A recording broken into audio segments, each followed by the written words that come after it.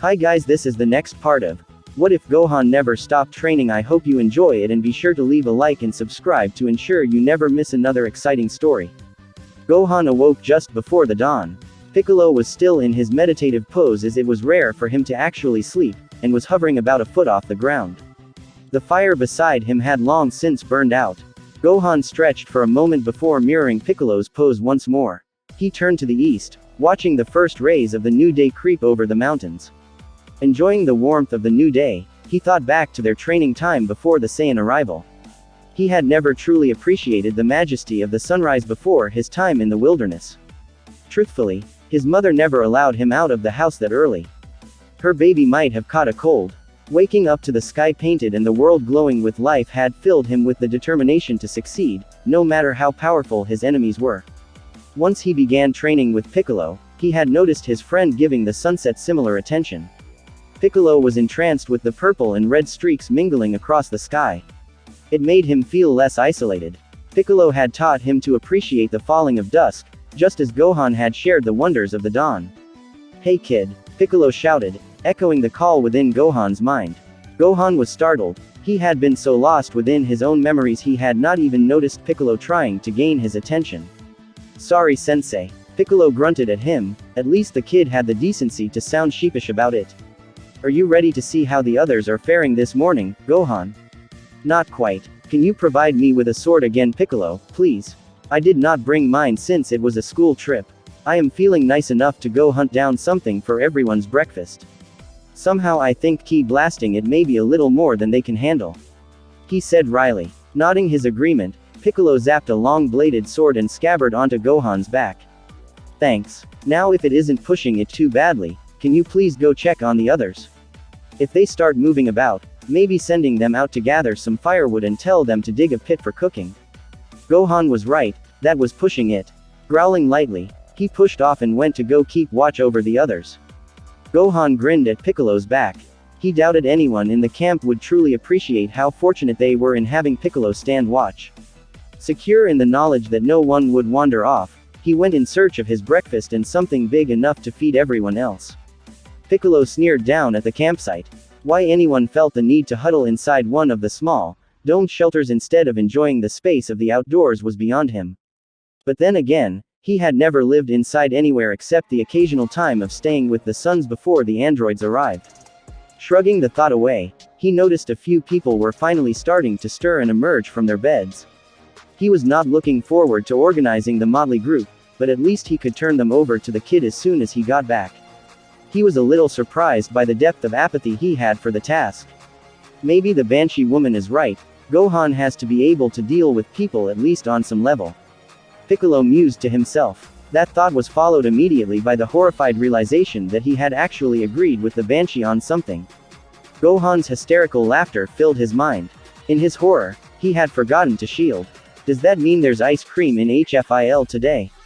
His mirth caused Piccolo to grit his teeth. "Shut up, kid." Gohan chuckled again before fading from his mind. "Cheeky brat. Might as well get it over with," he thought, unfolding from his customary lotus position landing in the middle of the camp. Mr. Hayek was the first to notice the newest addition. Swallowing his nerves, he walked up to Piccolo and bowed slightly. "Good morning, Mr. Demon King." Did Piccolo cut him off? "Spare me the pleasantries," he sneered. Piccolo was starting to attract the attention of the group, with several wandering over to see what he had in mind for them. Except Satan, who upon seeing Piccolo had let out a high-pitched noise and darted back into his shelter, much to Piccolo's amusement. Gohan decided to take pity on you all and is off hunting. He should be back soon with enough for everyone to have a hot breakfast. You are to send some of the group out for firewood. A large fire pit needs to be dug and lined with rocks. Mr. Hayek just stood there, unsure how to accomplish the tasks before him. It did not help that he found Piccolo to be quite intimidating. Piccolo growled in disgust at the man before him, the noise reverberating in his chest. Dismissing the baka as useless, he turned to the other adults, growling out orders. After making sure that everyone was working, he reached into Satan's shelter and pulled him out, tossing him in the direction of the soon-to-be fire pit. For once, the buffoon would put his muscles to use. After an hour, the camp was a little more organized. Piccolo noticed Gohan flying towards them, loaded down by his burden. His mother would have had a fit about him openly flying in front of the group. However, since they had already witnessed an aerial spar, at this point, what harm could it do? He walked over to Gohan, ready to hand the humans over to him. Videl was still having a hard time processing what she was seeing. Gohan had flown into the camp carrying a small dinosaur and several packets that looked to be made out of large leaves. But the key word was flying. Added to that, her father, well, she wasn't sure what to make of his behavior. He seemed to fear both Gohan and Piccolo. This did not make any sense since he had defeated Cell. Why was the most powerful man alive afraid of a teenage boy? Videl was not the only one that had noticed not only Hercule's strange behavior, but also Gohan's entrance. Several parents were beginning to have serious misgivings on whether or not those explosions and the flying during the Cell games had been tricks. About time you made it back, kid. Sorry about that, Piccolo. I wanted to grab some fruit as well and then ran across that herb you showed me once, the one that makes a decent tea. Have they been behaving for you? Yeah, but the buffoon tried to hide in his shelter. I had to drag him out to put him to work. He actually dug most of that pit. Wow, he was actually useful for once. Can you do one more thing for me before you head off to meditate, please? Now what? I have too many mouths to feed to cook all this on skewers. Can you zap a metal grate, something large enough to be used as a grill? Please. Piccolo sighed. He really did not want to zap, as Gohan insisted on calling it a grill. But he also knew that it would help ease Gohan's burden. He had so many relying on him right now. So much for a relaxing trip. Concentrating, a glow appeared above the fire pit and a large metal grate settled into place. Thank you. Gohan's relief and gratitude washed over him, convincing him that helping the group had been worth it. Tilting his head in a farewell, Piccolo took to the sky. He had to get away from the noise. Gohan. Looking up from his work, Gohan saw Sharpener, Arasa, Videl, and Mr. Hayek headed toward him. Waving an acknowledgement to them, Gohan finished sorting his bundles. Hey cutie, do you need some help? Gohan chuckled to himself. Even before breakfast, Arasa was as bubbly as ever. Actually yes, some help would be nice. I need these bundles of fruit washed, and after I butcher the meat, some volunteers to man the grill. I still need to find something to use as a kettle as well to heat some water. Then everyone can have a cup of tea with breakfast. Mr. Hayek perked up at the mention of tea. He was missing his morning cup. Bolstered by the thought of breakfast, Mr. Hayek drew Teen's attention. Videl, Arasa, why don't you two take the fruit down to the stream and wash it? Nodding, the girls grabbed their bundles and headed off. Sharpener, would you please round about half a dozen adults to help with the grill? Sure, Teach. Sharpener jogged off on his mission. Gohan, how do we light the fire? Mr. Hayek was worried about that little detail. He had never had to light a campfire before. Oh, no problem, sir. Pulling the dinosaur over to the pit with him, Gohan fired a quick key blast into the wood, fast enough that the teacher had been unable to see what he had done. As the fire was now under control, Gohan drew his sword and considered how best to divide the meat. Mr. Sun, Mr. Hayek shouted, where did you get that? Piccolo gave it to me this morning. He said calmly, as he started to make the first cut. But you have a weapon on a school trip. Sighing, Gohan turned back to the man. He had really hoped to be done before his freshly recruited cooks arrived, but his teacher apparently was not done talking yet. Sir, no offense, but how exactly would you propose I bring down an animal big enough to feed this group without a weapon? I am fully trained in its use, and if I intended to harm anyone, why would I bother with all of this? Thanked Kami. Apparently, that was an acceptable explanation. Mr. Hayek was now just standing back quietly, giving him a considering look. Unfortunately, his cooks had arrived and he was not ready. Turning back to his task, Gohan used his blade with deadly precision and then tossed the neat portions on the grill for the others to watch. Okay guys, he addressed the men that were in charge of the grill, I will be right back, I just need one more thing. Use some of the longer sticks to flip the meat as needed. Hey Sharpener. Yeah Brains. Can you head around and let everyone know they need to come this way?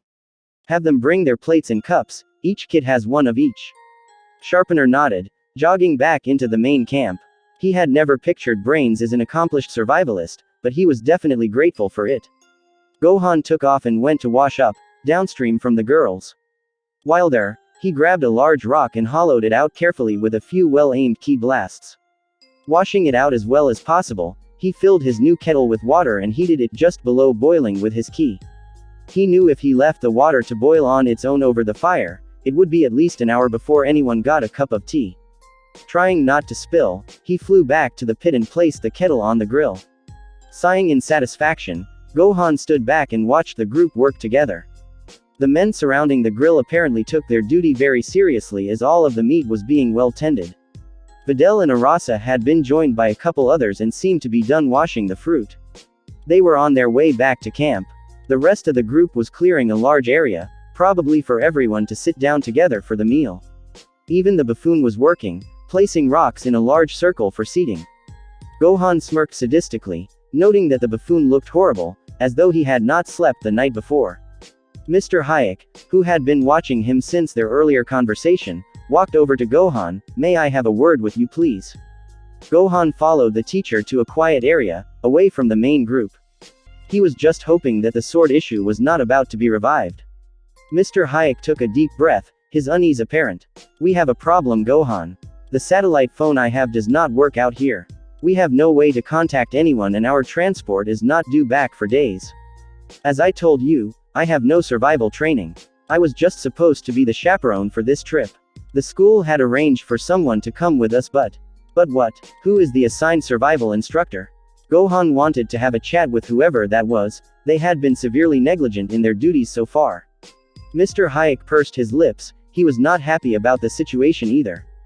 "Mr. Satan volunteered for that, but informed me this morning that there must have been a miscommunication as he has never received any survival training either. I asked around this morning, talking with the parents. Other than the odd camping trip, you and Piccolo are the only ones present with any of the necessary training. I need you, and Piccolo if he is willing, to take over. I realize that I am asking a lot of you Gohan, but you have demonstrated that you are more than capable, the way you took charge last night and your skills this morning." Gohan narrowed his eyes, considering his lack of options. Teach them and have the group return to the city in good health, or let them flounder about on their own and get eaten by the local wildlife, some choice. Piccolo had already figured last night that the two of them would be stuck babysitting. This just confirmed it. Sighing, Gohan nodded his consent. Mr. Hayek seemed to sag in relief. This trip had not gone according to plan yet. Gohan held up his hand before the man could get too excited. "If we are going to do this, everyone does as they are told, no matter what. Moving the camp last night is a perfect example. We wasted time arguing about it. That could have gotten someone hurt or killed. That cannot happen again. Of course, I am handing over full authority to you and Piccolo. I will still chaperone and help with whatever you need, but you two will be running the show. It will be up to you what the group does each day." So much for their quiet trip. He knew it had been too good to be true. "All right, Mr. Hayek, breakfast should be about ready. Let's head back and fill the rest of the group in." Gohan looked over the group of people he had just taken responsibility for. He had never had to direct such a large group. He figured the best way to go about it would be to treat them like the demon duo, firm and direct. It was just a shame that he could not use the threat of violence as well. Everyone was lining up for their morning meal. At Gohan's instructions, each person received a portion of dinosaur meat, a piece of fruit, and a cup full of hot water with a strange herb sprinkled in. Once their plates and cups were full, they all headed over to the clearing to eat. Once everyone had settled in with their food, Gohan walked into the center of the group. "All right everyone, due to a slight miscommunication, we do not have a survival instructor with us." Gohan had to wait a moment for the concerned whispers to die down. Holding up a hand for silence, he continued. "Mr. Hayek approached me earlier and asked Piccolo and I to take over that role. We agreed." Gohan once again had to wait for the noise to die down. This time, it seemed to be a general state of relief. Piccolo and Gohan had already proven themselves. No one had a problem with them being in charge. "I have a couple requests to make before we get started. 1. No one refers to Piccolo as a demon or a monster. He deserves your respect and everyone will give it to him. 2. Whatever one of us says, goes. You can ask questions, but you must comply. I do not want anyone's safety compromised because someone chooses to be stubborn. Is everyone clear on the rules?" Looking around, everyone but the buffoon, who was doing his best to disappear, met his eyes and nodded eagerly. "Okay then, time for your first lesson of the day. I hope everyone is enjoying their morning tea." Most of them nodded, though a few wrinkled their noses at the odd flavor. The herb in it is one Piccolo showed me as a child. Most teas have a diuretic effect, meaning they will actually dehydrate you. That herb actually helps prevent dehydration, making it a valuable tool in this environment. Suddenly those who hadn't been drinking their tea picked theirs back up. Smirking slightly, he asked, "Any questions before we get started today?" "What are we doing today?" someone called out. "For the next few days, you will all be learning how to forage for and recognize edible plants, as well as learning to hunt and fish. I will show you how to build a trap, and your kit actually has simple fishing gear. This is the only meal that will be provided for you. If you do not find it or catch from now on, you will be stuck with rations." Several groans filled the air after that remark. Rations may be nutritious, but real food was more satisfying. "Hey, are you that kid?" Mr. Pencil, Sharpener's father, asked suddenly. "You know the one that fought?" Hercule paled and started babbling. "No. No one said he was the kid from the Cell Games. Why would you think that? He's just a... Quote. Trailing off, Hercule realized he had gained everyone's attention, including Gohan, who looked pissed. His eyes flashed teal as he glared at the buffoon. Hercule whimpered, hoping Gohan did not decide to kill him. Videl just glanced between the two, confused. "I was asking about the kid that fought alongside Piccolo. What was it, maybe 10 years ago, when those two aliens blew up a city?" Mr. Pencil said slowly, looking at Gohan closely. "But come to think of it, Piccolo was seen at the Cell Games, with what looked to be the same boy, the only difference was his hair was blonde instead of black." "Gohan, you did say that you've been with Piccolo since you were little, right?" Arasa asked, sitting up straighter. "The scars, oh, Gohan, that's where you got all of those scars." His classmates knew exactly what Arasa was talking about. That first gym class, when Coach Krillin had made Gohan take off his shirt, his torso had been littered with battle scars. Some of the parents realized as well, having heard about it after school from their kids. "Holy crap brains, you're the delivery boy," Sharpener shouted. During the conversation, Hercule had gone from whimpers to moans, waiting for Gohan to send him to the next dimension. Videl could not understand what the problem was. According to her father, none of it had been real, just tricks, so why was he so terrified of Gohan? Growling, Gohan decided to leave before he lost his temper. All the buffoon had needed to do was sit quietly, apparently that had been too difficult. Turning to Mr. Hayek, Gohan said stiffly, "I am leaving for a while to go cool down. There are enough leftovers for lunch. Have everyone clean up and pack their dishes away so they don't lose them. I will be back later." Blasting off without waiting for a response, Gohan went in search of Piccolo. He needed a spar. "Dad, what is going on? Was he there, at the games? You have not been acting normal all morning, you are almost acting as though you are afraid of Gohan." Videl was almost shrieking her questions. Something was definitely wrong with the entire picture and she wanted answers, now. "I think we all love to hear what you have to say, Mr. Satan." Videl turned, she couldn't place who had spoken, but the entire group was focused on Satan. Hercule was trying to get out of the hole he had just dug for himself. He was so tired that he had panicked and damned himself in an instant. As he opened his mouth, hoping whatever came out would save him, an unearthly scream filled the air, followed by a blinding light in the distance, and then the very ground began to tremble violently. Unbeknownst to the group, Gohan was powering up. Screaming himself, Hercule flung himself to the ground, babbling about it being just like the Cell Games and that the delivery boy was going to kill him for taking his credit. Videl was horrified, she was certain her father was unaware he was even speaking, he was so terrified, but they all heard him. The so-called savior of the world had been lying to them for years, stealing the credit from a child no less. A sudden flash of golden light caught Videl's attention. Looking up, she saw one of the gold fighters head toward the light in the distance. Pointing to him, the rest of the group followed her gaze. Shaken, the teenagers actually turned to their parents for comfort. Looking a little worse for wear, Piccolo landed directly in front of Satan. Vegeta had just taken an incredibly pissed Gohan off his hands and now he wanted answers. Lifting the buffoon up by his shirt front, shaking him, Piccolo growled, "What did you do?" "I'm sorry, Mr. Demon King, sir. I panicked, and I know you told me not to speak, but I said he was the delivery boy.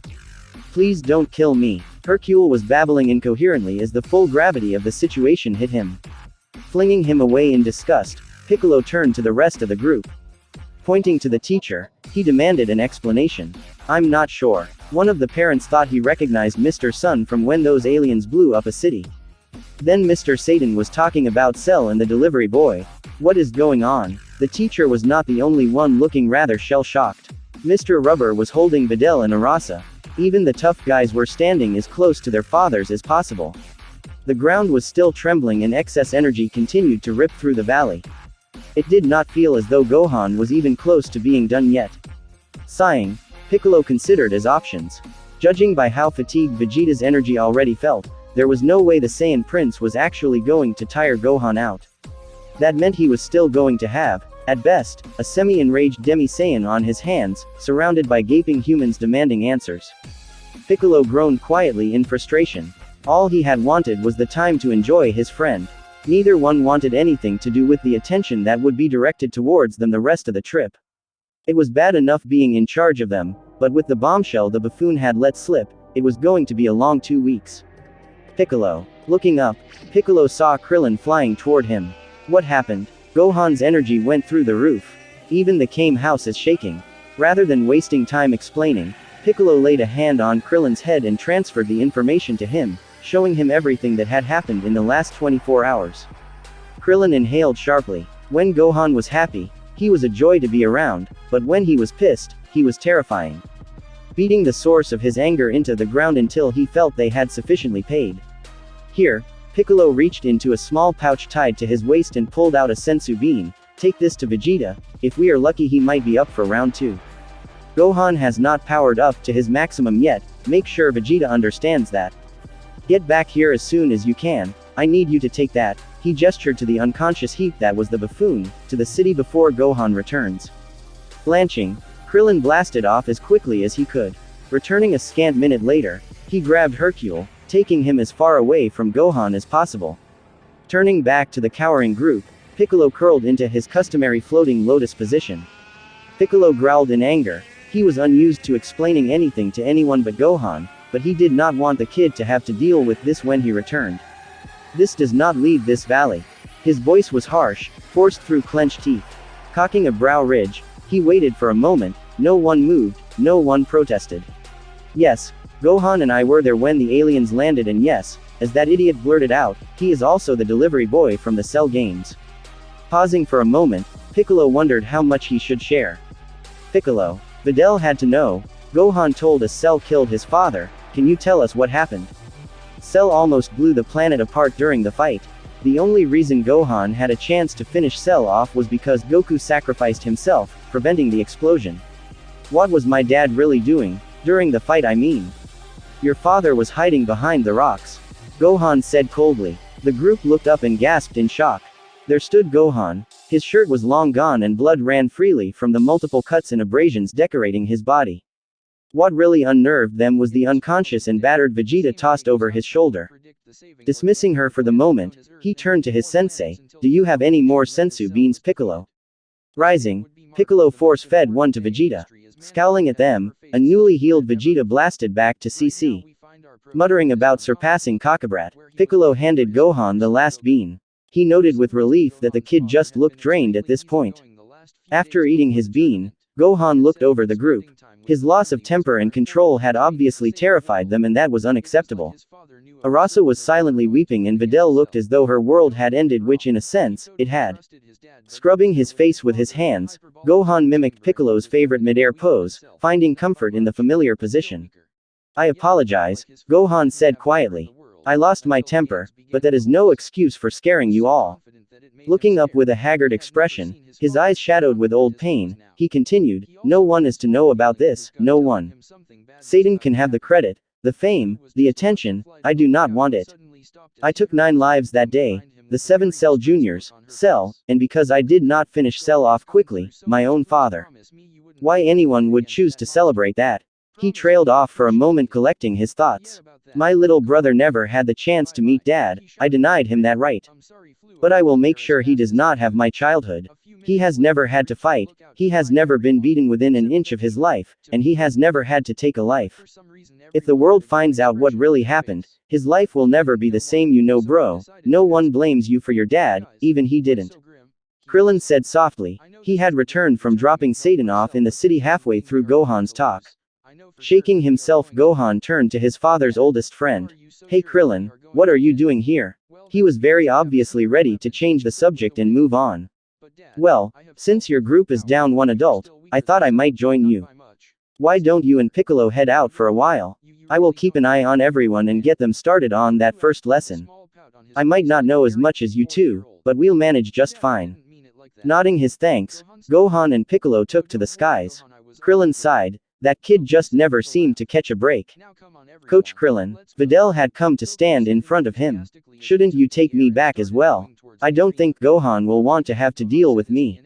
Frankly, she could not figure out how Gohan had ever stood to be around her at all. You really don't know him at all, do you, Videl?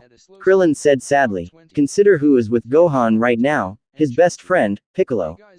Now think about what you know of Piccolo's sire, the original Demon King. He murdered thousands during his reign, taking pleasure in every life he stole.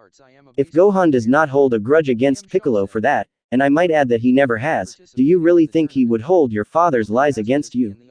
Videl seemed to relax as she processed that. She recalled his first rule. He had demanded that everyone show Piccolo respect. Tell you what, since your father had to leave early, how about you partner up with me for the rest of the trip, okay? Videl smiled, desperately relieved and trying her best not to cry. Thanks, coach. I still have a question, Mr. Hayek piped up. I asked Mr. Sun on his first day, but he never answered me, and now I am even more curious. He is leaps and bounds ahead of anyone his age I have ever met in maturity and knowledge. He is, to be blunt, a genius. What is he doing in high school? Several of the students nodded. They had been wondering the same thing ever since the now infamous Inquisition on his first day. Krillin laughed bitterly. He could not help it. Well, I assume Gohan told you he was taken away at the age of 4 to begin his training. What he probably didn't tell you is that he was then forced to fight for his life at 5. We all forced him to fight again and again, against monsters you wouldn't believe. He has literally saved the world multiple times over. When the rest of us weren't shoving him into life or death situations, his mother had him studying. She expected him to master algebra at the age of 5. We have all been treating him like an adult since he was 4. Think about that, his childhood ended at the age of 4. Recently it occurred to his mother that Gohan has never been around normal people, never made friends with anyone his own age. In an effort to correct that, she sent him to school with the demand that he fit in and learn to socialize. Krillin felt an enormous amount of guilt for his part in Gohan's childhood. It had never occurred to him what an impact the constant fighting and stress would have on Gohan. For the most part, he had forgotten all about his age. Gohan was just part of the gang. Having Marin had changed his outlook. If anyone even considered trying to force his little girl into a life like Gohan's, he would kill them. Mr. Hayek nodded, feeling vaguely nauseous. He had felt there was more to Gohan than what met the eye, but he never expected the sheer depth of suffering the boy had obviously gone through. He turned to face all of his companions. The students were either dazed or in tears. The parents, he noted, seemed to be coming around. Well, I for one am grateful to that boy. Now, I believe we should honor his wishes. We owe him that at the very least. Please refrain from asking him further questions. It has to be painful for him. Coach, are you ready to give us our first survival lesson? Krillin nodded, grateful to them all for their acceptance and willingness to put the mourning behind them. He knew none of them would ever look at Gohan the same way again, but at least they would hold their silence. Striving to resume his usual good humor, Krillin asked, "All right, who wants to learn how to build a trap?" Thanks for watching. The next episode will be out soon. Hope you enjoyed.